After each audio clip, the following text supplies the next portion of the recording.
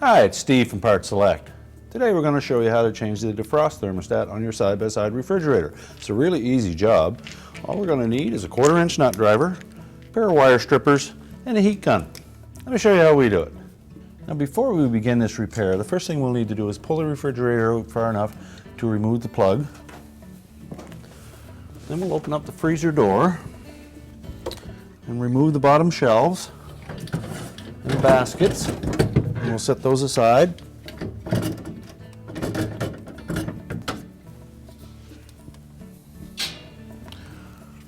We next need to remove the screws that secure the evaporator cover on. There should be 5 1/4-inch hex edge screws that hold that in place.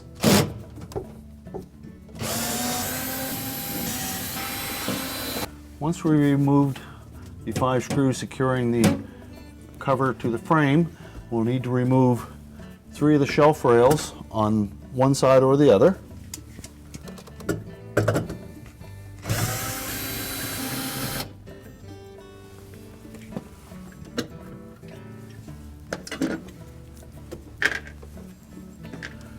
Now with the shelf rails removed, we can tilt that evaporator cover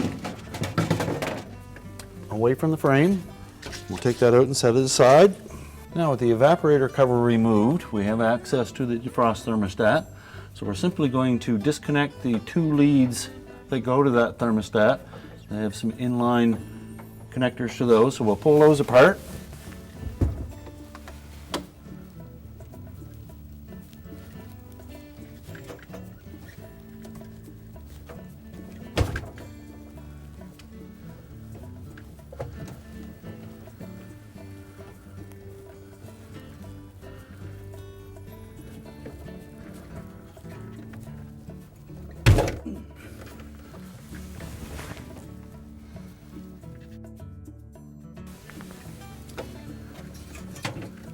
Now with the leads removed, we can disconnect the clamp from the thermostat.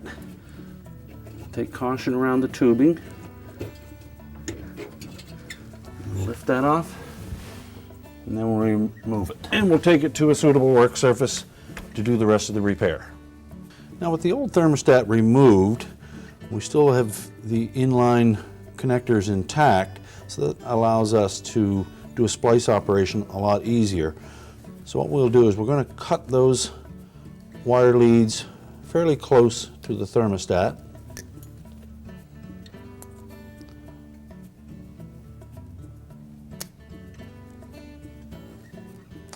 We'll cut both leads fairly close. And next we're going to strip about 1/4 inch of the insulation back from those leads.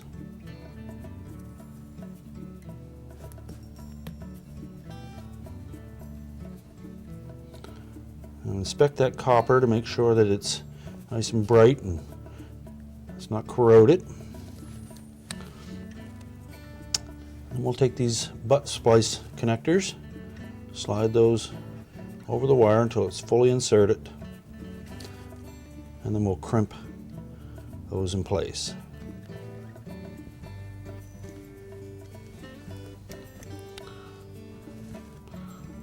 Make sure they're good and tight. Now we'll simply trim the ends of the new thermostat leads.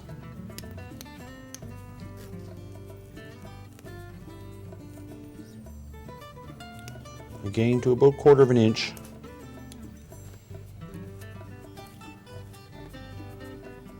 Just twist them a bit so they'll fit into the butt splice connector easier.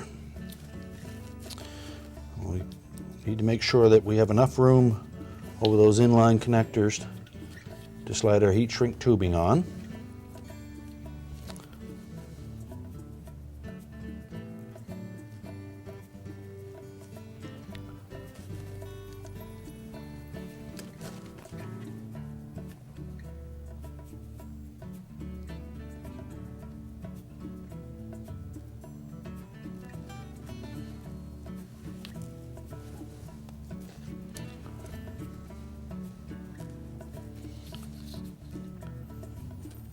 Next, we'll slide that tubing into place so that it covers the butt splice connector. And then we'll heat that with a heat gun.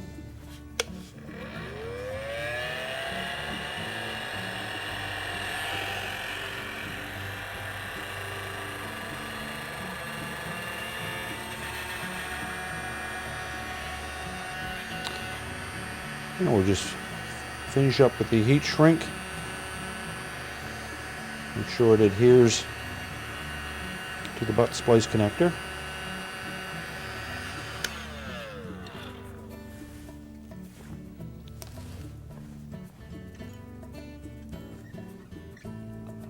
Let those cool a bit before we attempt to reinstall the thermostat. And the thermostat comes with a new mounting clip that we'll use. The thermostat will line up with a hole in the mounting clamp, and then we'll just snap that around the suction line to the evaporator. Now that we have the leads attached to our new thermostat, we're ready to install that in place. Now, when installing the new thermostat, we're going to set that about an inch back from the aluminum to copper joint there, so it's going to sit right about here.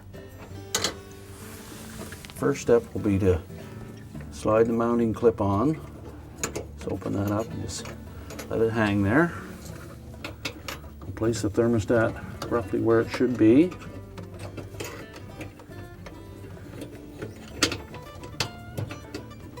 We'll line up the hole in the top of that mounting clamp with the button on the thermostat. Hold it in place and clip it on. Next, we'll reconnect the wire leads.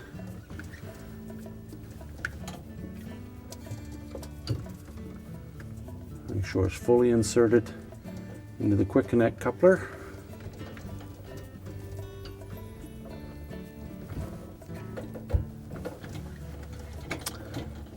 And now we can reroute those wire harnesses into the retaining clip on the back wall.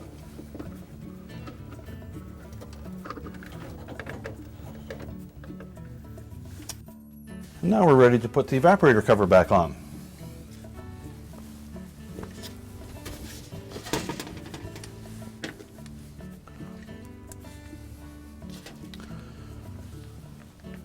So we'll position that into place.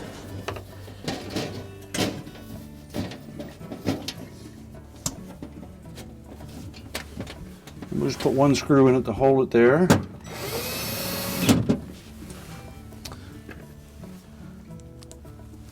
Line up the rest of the holes, make sure they're all going to line up. Install the remaining screws.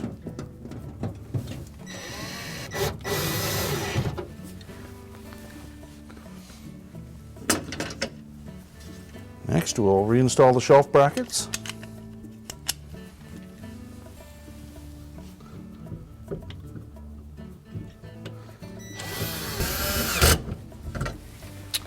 Now we can reinstall the shelving and the baskets.